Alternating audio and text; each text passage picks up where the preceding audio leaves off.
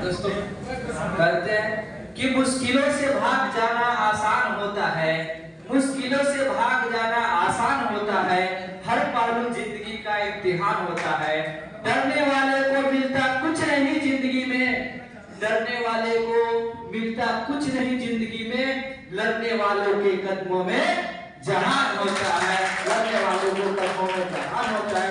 नमस्कार साथियों, मैं राम नरेश पासवान, पूर्व कोषाध्यक्ष, वर्तमान में राष्ट्रीय अध्यक्ष के रूप में आप लोगों ने जो चुना है, इसके लिए मैं तहे दिल से धन्यवाद देता हूँ।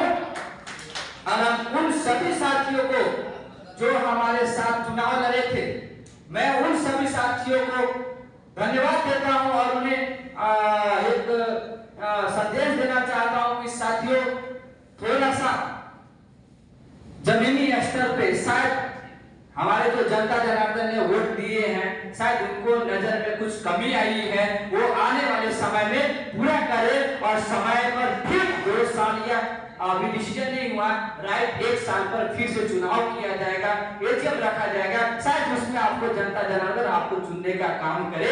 और आप लोगों ने जो हमें जिम्मेदारी दी है, इससे पहले भी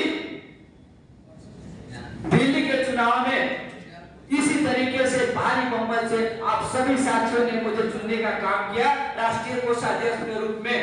और आज तक जब तक हम राष्ट्रीय कोषाध्यक्ष के पद में रहे, किसी प्रकार से कोई लांछन नहीं आने दिए, बल्कि रुके हुए कार्यों में जो वर्षों से रुका हुआ था, जो नहीं कोई कर पाया था, वो राम नरेश पासवान ने करने का काम किया। और इसके बाद आपने तो और बहुत बड़ी जिम्मेदारी दी राष्ट्रीय अध्यक्ष। दोस्तों, मैं पूर्ण विश्वास दिलाता हूं आपको और निष्ठापूर्वक जिस रफ्तार से आज मध्य रेलवे में देश का नंबर 1 जो संगठन बना है, मजबूत बना है, मैं यही इंप्लीमेंट करने का पूरे देश में प्रयास करूंगा। ये मेरा समय समय से बिना किसी लांछन के संगठन पे जितने लांछन लगे थे, वो सबको हटाने का काम किया हम लोग। हमारे कुछ साथियों का कहना था कि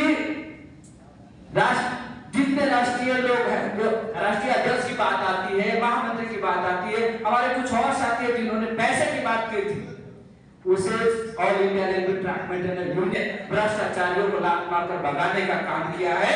और आप सीधा काम किया, अपने बैंक में जाकर, अपने यूनिट में जाकर बोल सकते हैं कि all India Railway Track maintenance पर किसी प्रकार का कोई लांछन नहीं लगा हुआ है। जिस तरीके से 28 सितंबर के समय में एक मजबूत संगठन था, एक साफ छवि का संगठन था, आज भी all India Railway Track Maintenance union साफ छवि का है। इसीलिए बेफिक्र होकर अपने संगठन के साथ जुड़े। दोस्तों, मैं एक राज की बात बताना चाहता हूं, किसी भी प्लीज सुनिए सरोजित प्लीज। दोस्तों, मैं एक राज की बात बताना चाहता हूं। राज यह है कि किसी भी संगठन का जो शक्ति होता है, वो सदस्यता होता है। हम लगातार जैसे अभी से पहले आप हमारे एक राष्ट्रीय महामंत्री हुआ करते थे, कांताराय, सिर्फ पत्राचार करते थे। वो पत्राचार के अलावा कुछ नहीं करते थे, या तो अपना फोटो लगा करके हार्दिक शुभकामनाएं देने का काम करते थे। आप लगातार पत्राचार करें, लेकिन आपके पत्रों को railway board zonal general manager क्यों नहीं वैल्यू दिया करते हैं? क्योंकि आपका सदस्यता बिल्कुल नहीं है रजिस्ट्रार के पास में।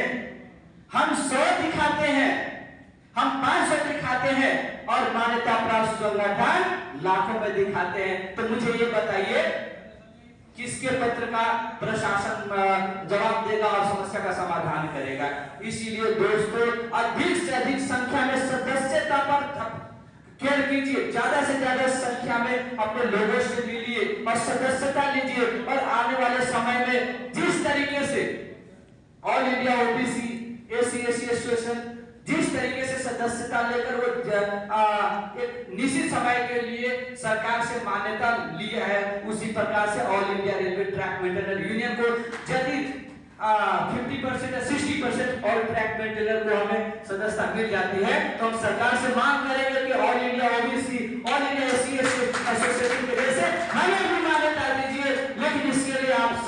साथियों को सदस्यता हमें लाखों में दिखाना पड़ेगा। 4 लाख की जनसंख्या है हमारे ट्रैक मेंटेनर को, तो उसमें 60% 70% हमारा सदस्यता जिस दिन हो जाएगा। जिंदाबाद